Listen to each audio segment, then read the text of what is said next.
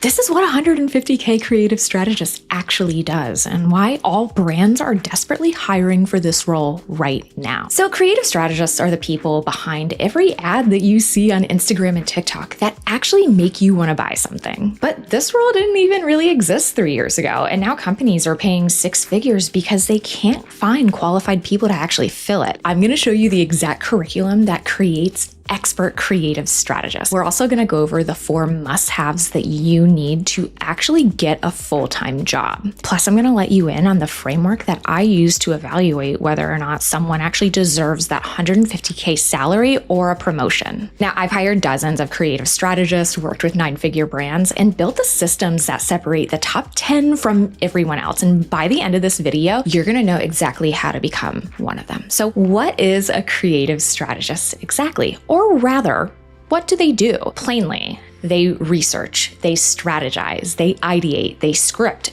project manage, and often write the copy for the ads that show up on social media. And moving into 2026, that expectation also includes being an expert in AI for research, for workflow and processes, and even production. Now, another big shift that I'm seeing is this role is now just as responsible for business growth and results as the growth or media buying teams. Many creative strategists are actually more on the growth team these days than they are on the creative team or on the brand marketing team. So if your team doesn't already operate like that, they absolutely will soon. And just as importantly, because it really does need to be stated, a creative strategist is not a designer. They are not a video editor. And if you are looking for one of those combo deals, then you're absolutely going to be paying top dollar, probably more than 150K. Now let's talk about the creative strategist curriculum. If creative strategy were a college degree, it would cover psychology, copywriting, storytelling, productions, analytics, and yes, even project management. You're going to be part psychologist, part marketer,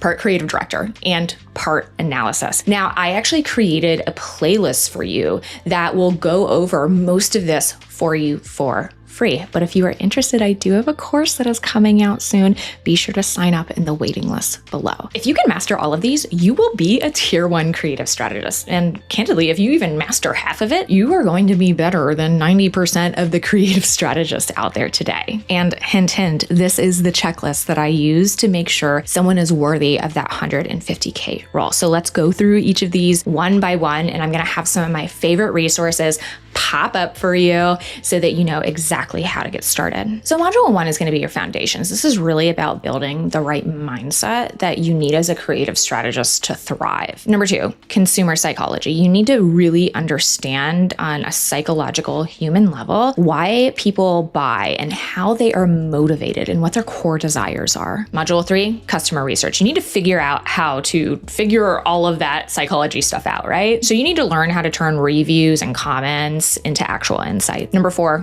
concepting, which means writing hooks, stories, and copy that really capture your core audience. Formats that convert. You really need to understand to the T the proven formats that work across Meta, TikTok, and beyond, creators and content. So this is essentially how you can forge those really powerful partnerships with creators to accurately tell your brand story. Creative lifecycle. That project management stuff, testing and iteration. And then you also need to be able to look into the future and anticipate the thing that's going to come next. And right now, this is absolutely AI. If you can master all of these, then you more than deserve the 150K salary. Now, for many of these, you saw Motion pop up, and hands down, they are the number 1 resource for creative strategists and an absolute must-know tool in the industry. I'm actually chief evangelist at Motion and a longtime user of their creative analytics software. They also lead the D2C industry in providing creative strategy education, so definitely make sure that they are on your radar. And I wanted to share some of the really cool updates that they actually have to their creative analytics reporting. Before, most reporting was based on naming conventions, but now they have glossary and AI tagging, which is huge. And they also have the ability to analyze ad comments, which is massive. This is something I do almost daily, and I love now being able to do it directly inside of Motion.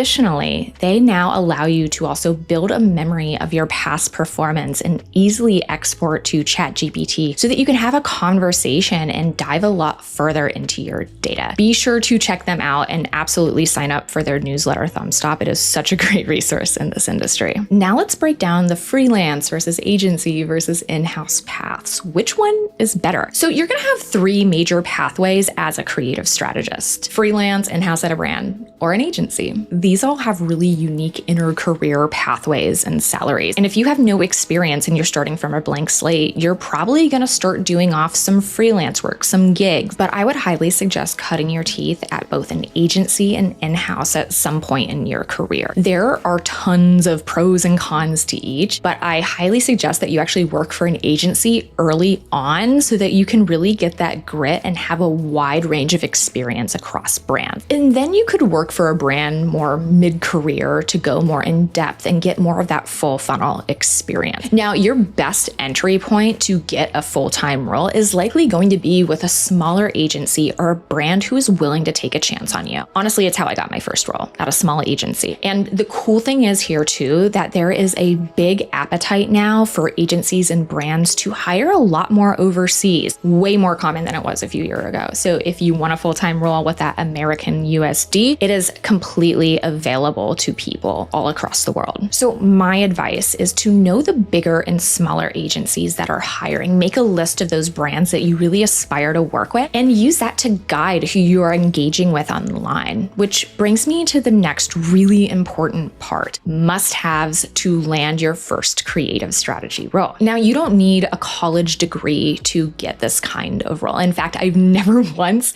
looked at someone's college education when determining if I was going to hire them or candidly even interview them. What's most important is their mindset and the results of their work. I'm going to keep it 100 with you. It is going to be really hard to find a full-time entry-level job as a creative strategist with zero experience. So if you are looking for an easy entry point, this is likely not going to be the role for you. With one small exception, if you are a student, there are some paid internships that do exist, like a few of these that I recently found, which was crazy. I didn't see these even like a year or two ago. But many of you, like me, didn't have that experience right out of college or in college. I actually pivoted into this industry, and I won't lie, I definitely had a hard time getting my first time role at an agency. And I probably wouldn't have if it wasn't for these four things that really led me to getting my first few gigs and eventually that full-time role. Number one, you need to build your presence and your relationships. So be sure to connect with founders and brands and other strategists, even just showing up in their DMs or comments. And again, I would really start with your favorite brands here to keep it more authentic, but probably the smaller they are, the more likely that you'll actually get recognized. If you're really serious, DM 5 founders or strategists a week with genuine questions or compliments, but don't expect to hear back from everyone. Number 2,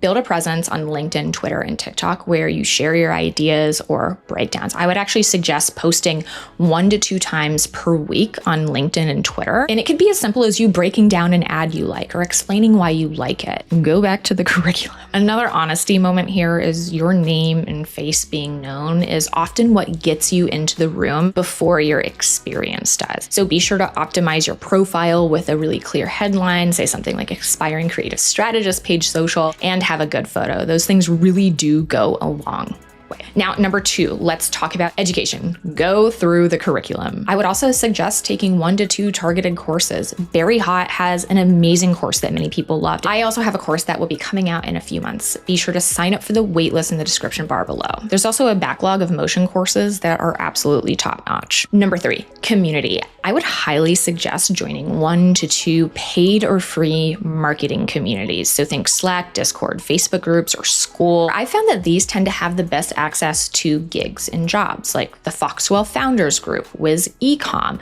or even Sarah Levinger's group. Now, when you're in these groups, it's really important that you actually contribute. And once you start to make relationships, then you can start to ask about freelance opportunities or even shadowing roles once you've built that rapport. And number 4, results. You need to have them. You need to show proof that you know what you're talking about. Now, I would think of it more like you are showing your proof of dedication and thinking at this point versus just showing the results of your work. But I won't lie, I see a lot of people suggesting to show results of transferable data. Think email marketing metrics or lead generation metrics. And as someone who has hired creative strategists, I just don't care. Unless it was organic social media or content creation, you do need to show the results of your work as a creative strategist to get that full-time role, which is why you're going to need to have some of those gigs to start off or agree to start on a freelance basis. Now, some of the best people I've ever interviewed were people who went out and got their experience themselves and spent some of their own money, maybe starting a small brand on the side, running ads for your own services, or even local businesses. I know that you want to make money doing this, and this seems overly complicated, and maybe you're not in the position to do it, but just gonna be honest, this is something that stood out to me in the past. Now, there are other easy entry points to this role. I've routinely hired and seen success from UGC creators who became creative strategists, or video editors, designers, and media buyers. I was a media buyer when I first started off in this industry, as well as a marketing assistant. So if you already have some of that experience, you're already quite a bit ahead in this process. Number 6, let's talk about that interview. Let's talk about how to ace the interview. Now, I've shared the cover letters and resumes that got me the jobs. Feel free to refer to those in this video. But the biggest thing that I actually did to get roles and gigs came from how well I prepared for these interviews. Now, these are the questions that I would say you really need to prep for,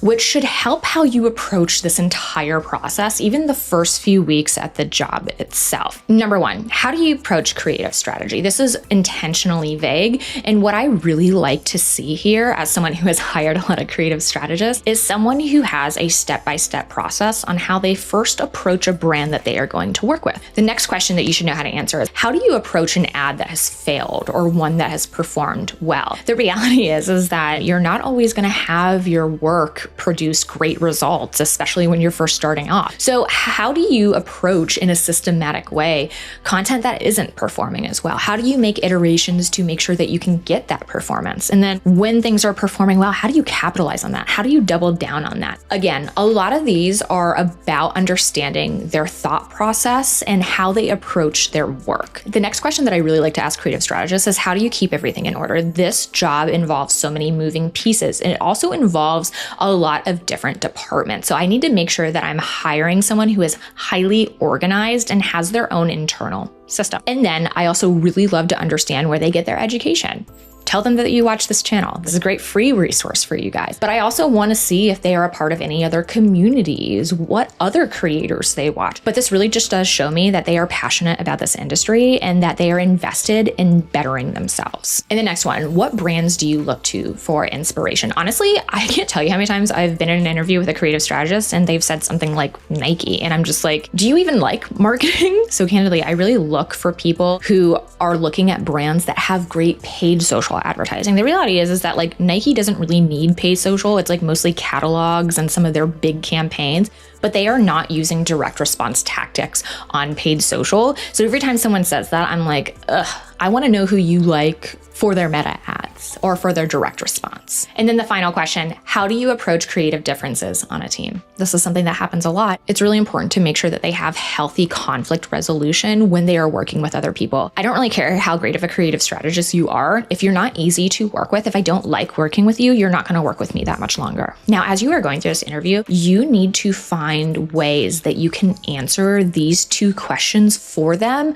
without them having to ask it. Number 1, where can you provide the most value? Are you really, really talented at making content? Are you really talented at more top of funnel content? Really hone in on what your biggest value is to this industry and make sure that they know it as they are walking away from the interview. And another thing as well is make sure that they know exactly what you are most excited about in regards to this opportunity. What do you like the most about this specific opportunity? Yes, creative strategy jobs are kind of hard to come by these days, but I always really like to see someone who's able to articulate why they want to work with me or the brand that I am working with specifically. Now, it's one thing to get the job right, but how do you be the best? How do you become the best creative strategist possible. So at the agency where I currently partner, we actually have a set of 10 commandments that represent what we think makes the top tier creative strategist. I'm not going to go through every single one of these, but they are all ones that I constantly go back to when evaluating whether or not to hire someone, give them a promotion, or give them a raise. If you're curious about any one of these in particular, be sure to leave me a comment and I will absolutely respond to you as soon as possible. But I do want to highlight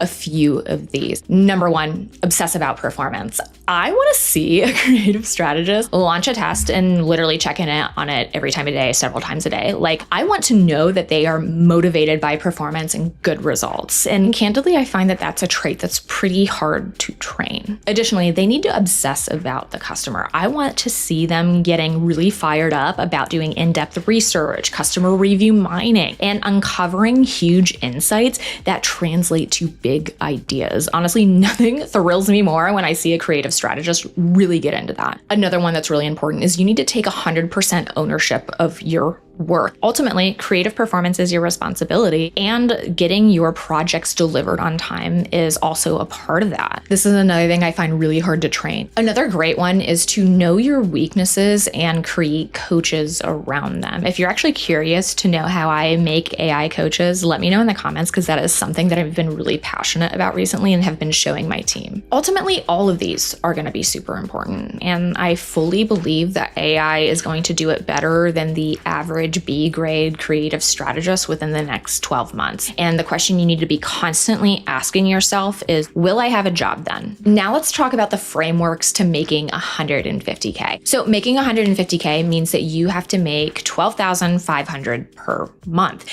And on the freelance side, I know a lot of creative strategists of varying degrees and levels of experience that charge anywhere from $400 per client all the way up to $10K per client. And if I were you, I would try to get to that $1,000 to $1,500 per client as soon as possible, which would ideally include research, briefing, road mapping, project management, QA, and analysis/reporting, which means that you could get close to that 150K salary with about 8 clients. Now, likely a full-time/entry-level role will look like 65K per year, especially if you are overseas. However, if you are on the coast of the United States, this is likely to look more like 85K per year. Again, this is entry level, first time job, which is crazy because my first job out of college 10 years ago was only 40K per year. Again, entry level, first job. However, if you are talented and dedicated, you will get to 6 figures pretty quickly. This is the hardest role to hire for. I can attest to that. And if you are talented, people are absolutely going to pay you and treat you right, or you're going to be able to find another job really quickly. If you focus on being the best in your craft, you will absolutely get there. And I also think that if you're strategic about moving companies every 2 to 3 years, you'll optimize your salary just fine. All right, bring it on home. The 7-figure creative strategist. I actually think that there's going to be a lot more millionaire creative strategists in 2026. Sure, some of it is going to be due to AI, but I also think it's because it's never been easier and more accepted to just like get on a camera and yap.